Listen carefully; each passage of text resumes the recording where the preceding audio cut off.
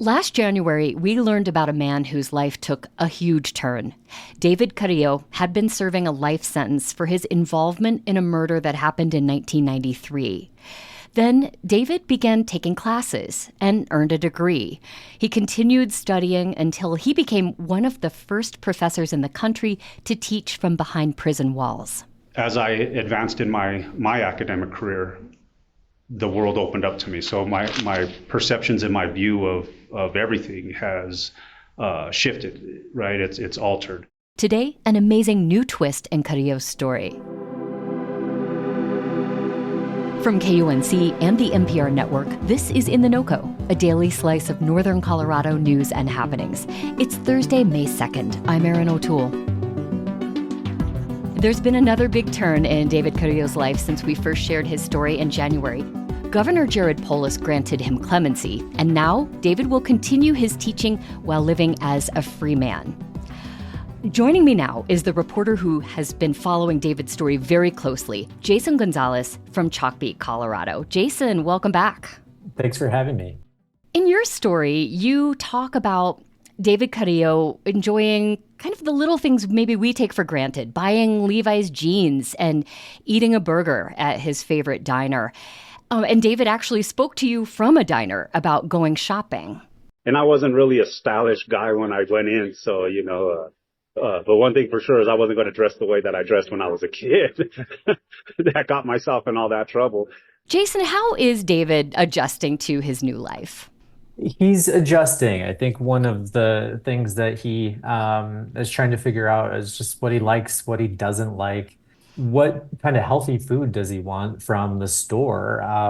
He had prison food for, all the time that he was in prison. So he really doesn't know what he does and doesn't like right now. He doesn't know his style.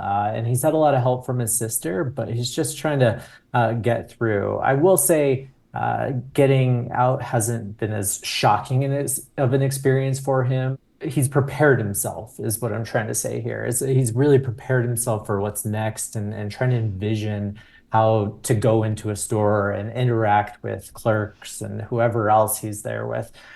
So he's trying his best, and I think he feels pretty comfortable with where he's at. And he spent about 3 decades behind bars. I'm curious what changes you saw in him after his release. He's the same, really. The way he held himself in prison and the way he's holds himself while he's out is really just the same. He's the same kind of person when I met him. He's just very personable, extremely intelligent.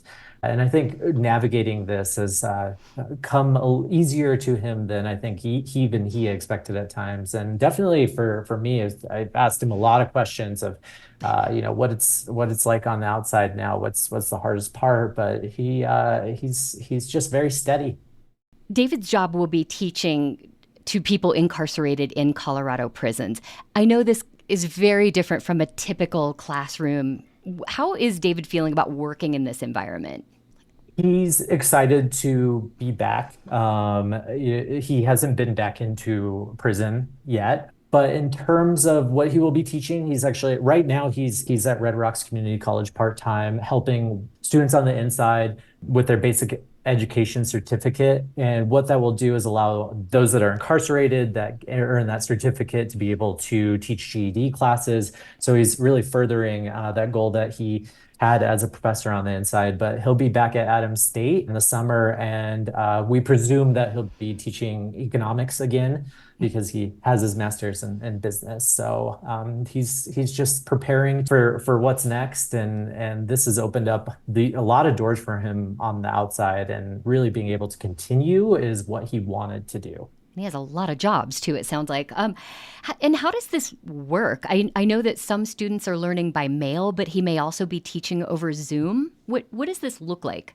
He'll be teaching as a Zoom instructor for the most part, but also students will be learning a bit on their own through the print-based programs and just kind of reading those textbooks. And then he comes back and helps them with those Zoom programs. He might go in, like I said, and then teach in front of those students, but for the most part, he is on the outside.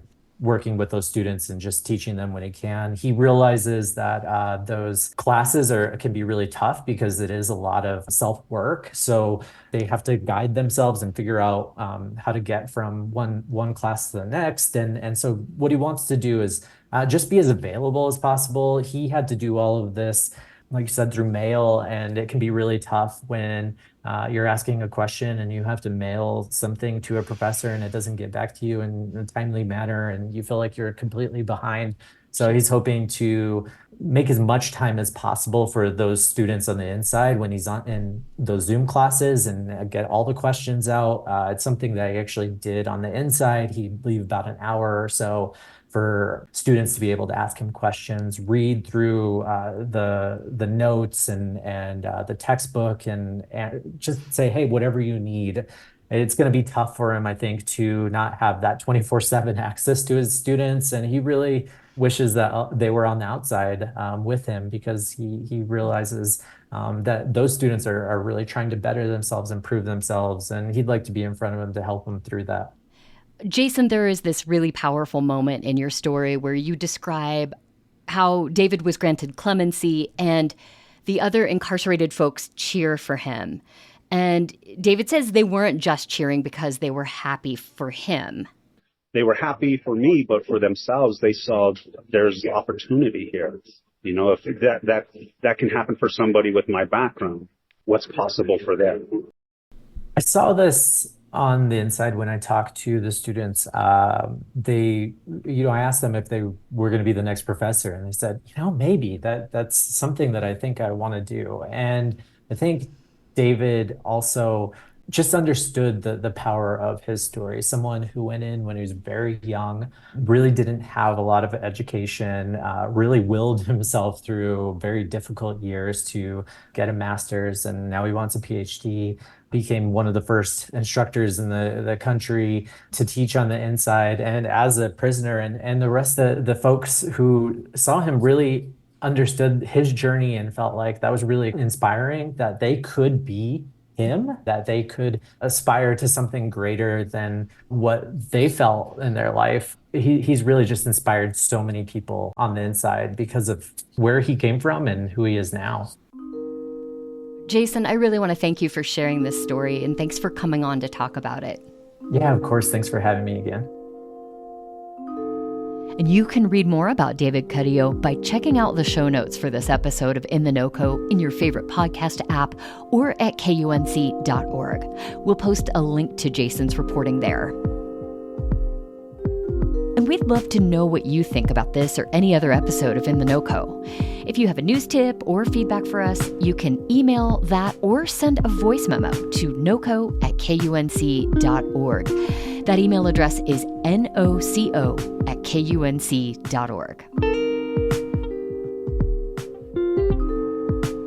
And that wraps it up for us today. I'm Erin O'Toole. Thank you so much for listening to In the NOCO. We'll be back tomorrow with more of what's happening in Northern Colorado. See you next time.